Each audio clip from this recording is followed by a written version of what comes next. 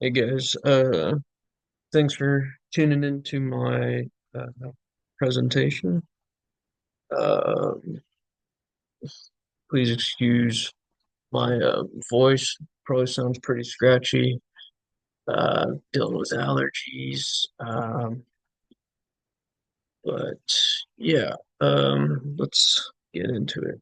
So, to fly or not to fly, flight reliability analysis. A look at airline reliability in the US. So, what's the purpose of this study? Um, mm, what does reliability have to do with airlines? Well, to get into that, let's first look at what is reliability. Mm. The quality of being trustworthy or performing consistently well. So, in this study, we will find out which airline is the most trustworthy and gives the most consistent results.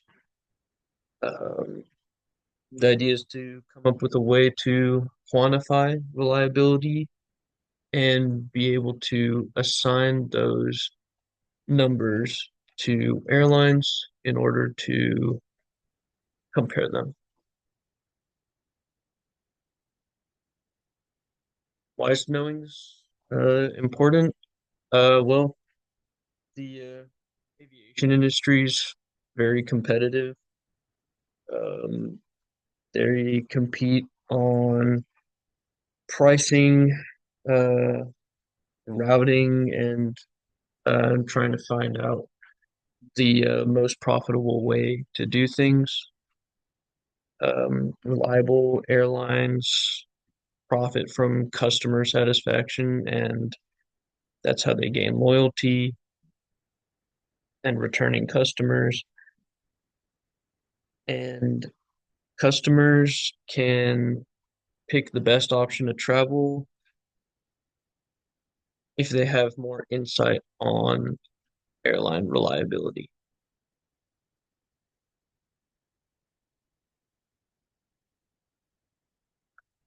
Let's look at the data I used for this project is data sets found on Kaggle. The first one from Data Expo was collected by the ASA Statistical Computing and Graphics during that Data Expo, and it consists of airline on-time data. Um, it's basically looking at flight data regarding arrival times, departure times, um, cancellations, scheduled times, things of that nature.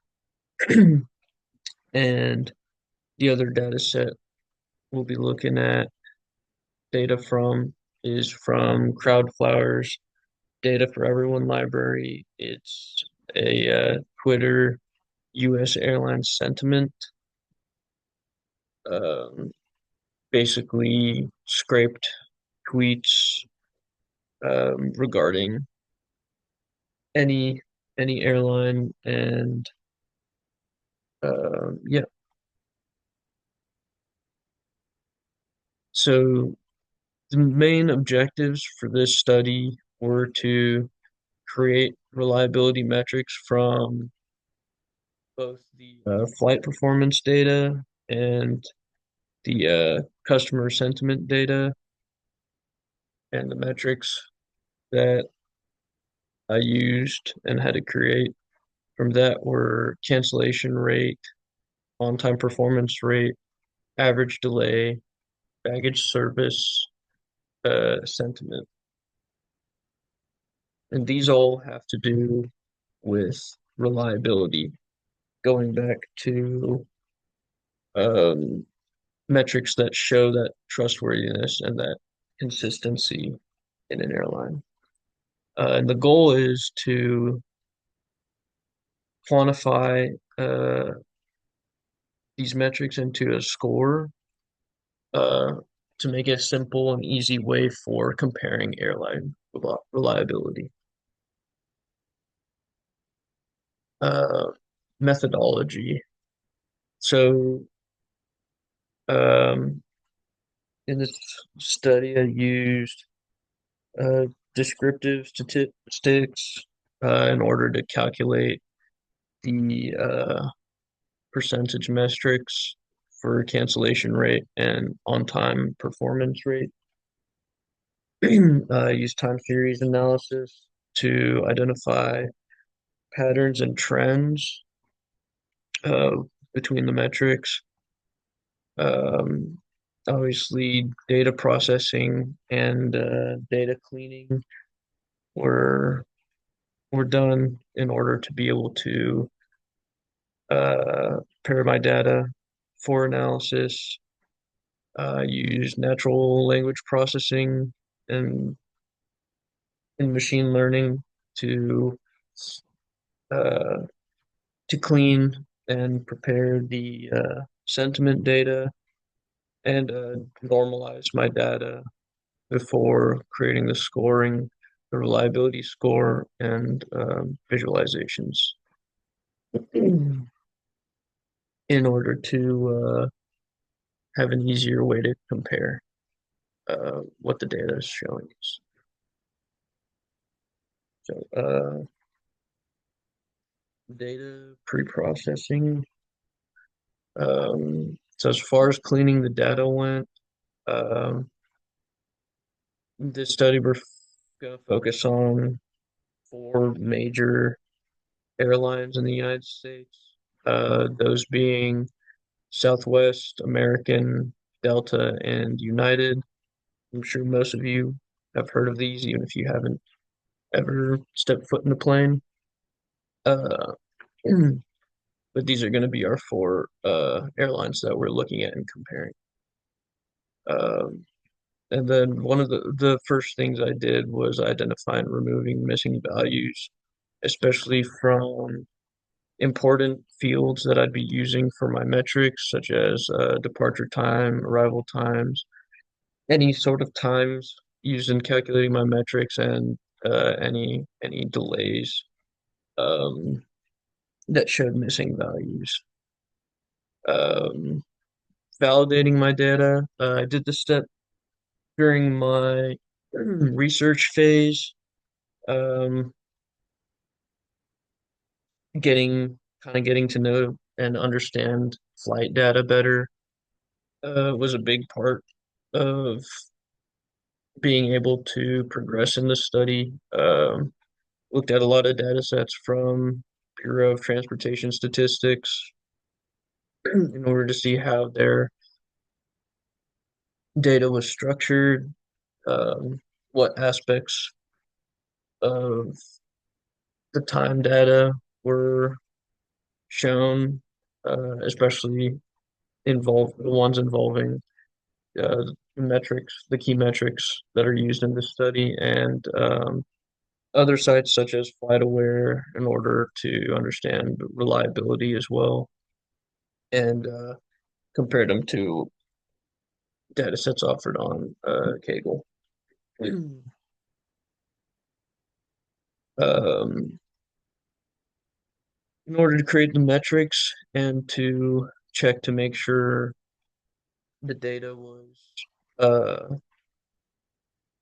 formatted in a way that would be useful, I had to check to see one big thing was checking to see if delays were scaled to 60. Um, if since the this field is consisting of numerical data, um, and delays are in minutes, I made sure everything was scaled to 60 for an hour. As an example, if the field showed 74, this translated to 1 hour and 14 minutes when it came to the analysis stage. And another thing was checking to see how data, how time data was formatted and understanding uh, hours, minutes. So same thing, it's numerical data in this field, but 132 doesn't really mean much in hours, minutes, and understanding and making sure all my data was in a was in hours, minutes format. So 132 being 1:32 p.m.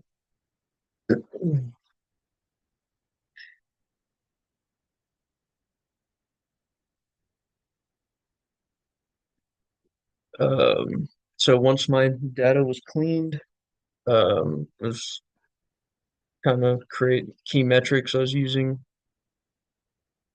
So for creating cancellation rate, basically cancellation rate is the measure of percentage of flights that were canceled by the airline, uh, which plays into the reliability aspect. On-time performance rate, once again, percentage of flights that arrive on their scheduled time, and average delay, the total time that flights are delayed. And this included taxi in and out, uh, departure, arrival delays, things like that. And then baggage sentiment, uh, did the sentiment analysis and got that score from customers on baggage handling. And baggage handling was chosen because you can't really trust an airline that loses your baggage. So, with our metrics now set up, ready to dive into the scoring system.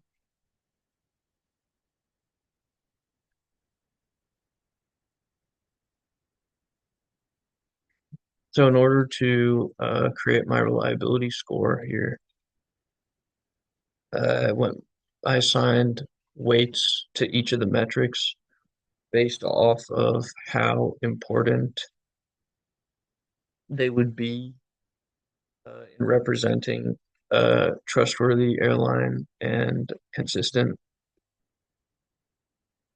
airline. So here I use this formula, the assigned weight for, let's say, cancellation rate plus the assigned weight for on-time performance rate, so on and so forth, added together equals the reliability score.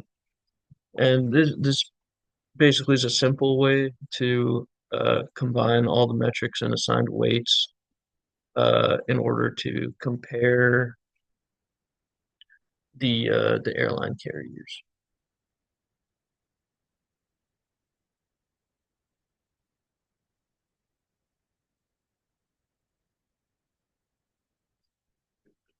So here we have two graphs, two similar graphs of reliability score versus the adjusted score with sentiment. So I decided to separate sentiment from the overall reliability score because I found that it didn't have as much of an impact on the outcome of reliability uh, in order to make it significant. And here you can see the difference. We're looking at um, is not great. It's not a big difference between scores. Um, we can also see that Southwest scored the highest for reliability, and American Airlines scored the lowest. So going from highest reliability to lowest reliability rank, we had Southwest, Delta, United, and then American Airlines.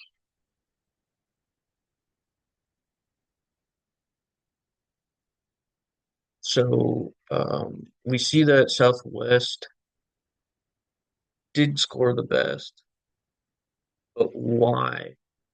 What information led to Southwest scoring the best? What does this mean? So, uh, recap. So, Southwest Airlines showed the highest reliability, with a score of 31.95. American Airlines showed the lowest with a score of 28.47. Um, we didn't see much change with the added baggage sentiment metric in the adjusted score. And a key takeaway from this is we are looking at four major airlines here, frequently flown, millions and millions of flights a year. Uh, so there being little variation in their scoring isn't unexpected, um, because once again, it is a competitive industry, and these are the top four leading competitors. So, what led to Southwest scoring the most, and what led to American and Delta and United scoring how they did? In order to figure that out, we'll look a little bit more in depth into how they did per each key metric, uh, which might give us some insight onto how they scored, how they did. So for here, we see as per the score, Southwest has consistently across the year um, lower cancellation rates than any of the other three carriers. Um, we start to see a pattern here too. If you give a keen keen eye for reading graphs, you'll start to see a difference happening around this time of year and around this time of year. Which, your summer and your winter, you got your holidays, your time offs from work, which we'll get into a little bit later. So for cancellation rate, we clearly can tell Southwest has the lowest cancellation rate. And I also want to note that um, this may be 1.5% cancellation rate, but this is still a large, large number of flights that are getting canceled. We're talking about thousands and thousands of flights that are canceled just from this 1.5%. So the scale is huge with flight data.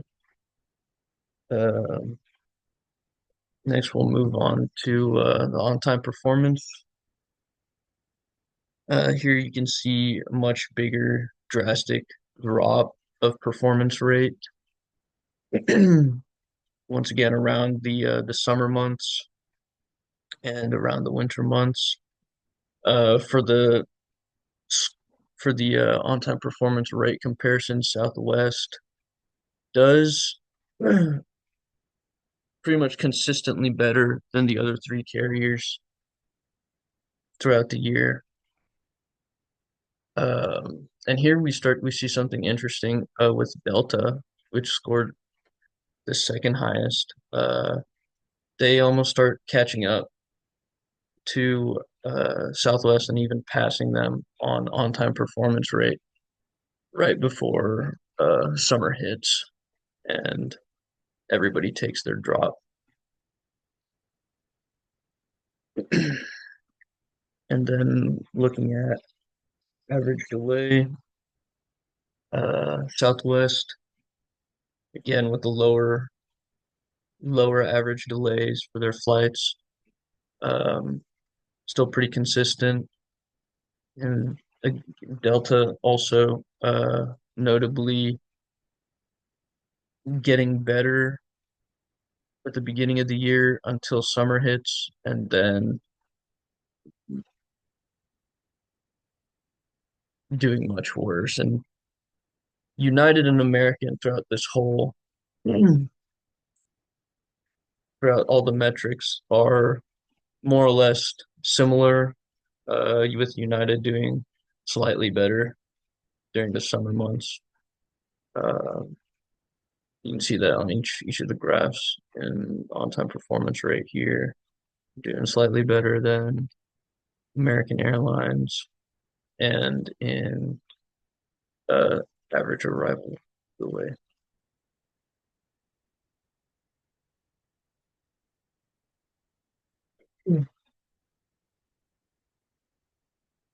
So some key takeaways I want to talk about. Um Southwestern, Southwest Airlines had the best overall across all metrics. Um, Delta seemed to be doing much better and almost even on par with Southwest up until May, and uh, United and American are pretty consistently uh, average. They do about the same throughout the year, with United doing slightly better in the summer.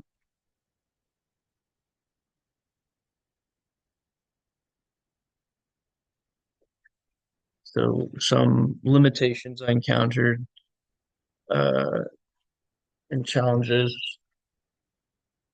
during this study were one of the biggest ones was data availability and depth, particularly for the sentiment analysis.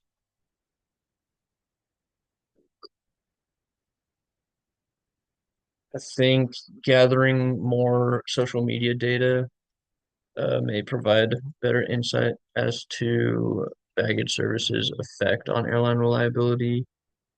Um, since baggage services was used as the reliability metric for customer satisfaction.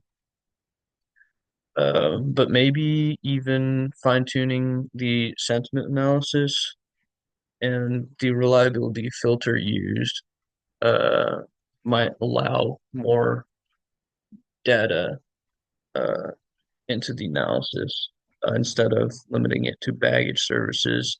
What other aspects, uh, customer satisfaction, reflect reliability of the airline?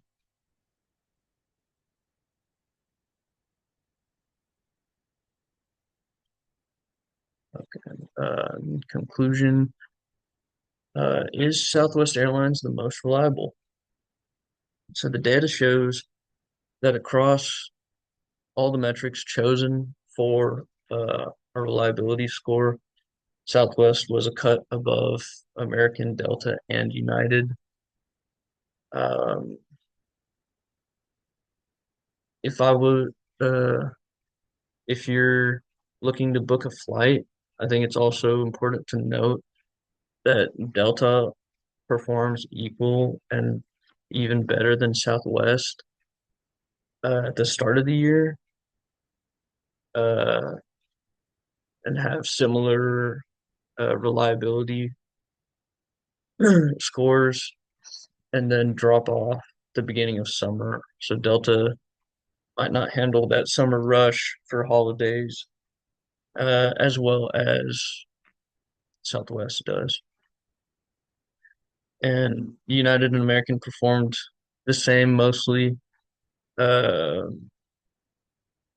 United outperforms American during the summer, which would be our June through September months, and American had the highest cancellation rates and the lowest reliability score. So where can this study go in the future? Um, so, I think that this is a good way, uh, a good move as far as scoring and rating airlines go. Using this reliability score can be uh, a way to improve this can be adding more relevant parameters to the formula, such as pricing, direct flights, um, waiting times, and things like that, and seeing how they interact with each other and affect the overall score. Uh, I think, as we saw in the time series analysis, um, maybe even diving into the effects of holiday travel, seasonal rush into the score, or just looking at how that affects the number of flights in these airlines, how well they're staffed during these periods. This could play a big role. Frequency of flights as well would be an interesting thing to look at, and seeing how much that affects uh, the reliability score. I think this is important to look at for reliability scoring because it opens up a different perspective for airlines uh, to better meet their customers' needs, as well as uh, allows customers to make informed uh, decisions when they're booking for a trip, um, because nobody likes showing up at an airport 2 hours early and finding out your flight has been canceled.